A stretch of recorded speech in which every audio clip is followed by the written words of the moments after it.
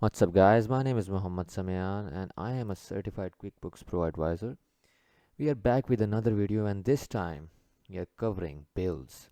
Now, in the last video, I covered invoices, and bills are basically the same thing as the invoices. If you know how to record an invoice, the bills are going to be super easy. So, let's just get right into it. First, you will go to the plus new tab, and you will, this time, instead of customers, you will go to the vendors list and you will click on bills. After that, it takes you to the bill screen, and the process is just basically the same. You'll just enter the details of the bill. So you would choose the vendor. Now, what is a vendor, you ask?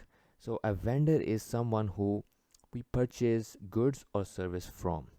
So let's just say, for this example, Rex Repair is our vendor.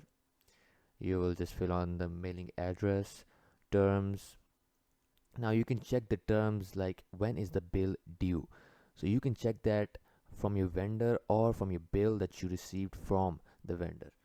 So due date, bill date, and the bill number that you will also just copy from the bill and enter it here. After that, it basically, the same as the invoice. You will just write description, whatever you want, like paid bills for internet, for example. So the amount, let's consider it for $50, yeah, and you can just leave that out. And just like the invoice, you can just leave a memo here and add attachments that are relevant to the bill and your vendor. So you can do that as well. After that, you're pretty much good to go. So you can just save, or if you want to create a new bill, you can save and new. We'll just save for now. So that is basically, it's simple. It's very simple, I know. It's basically the same as an invoice.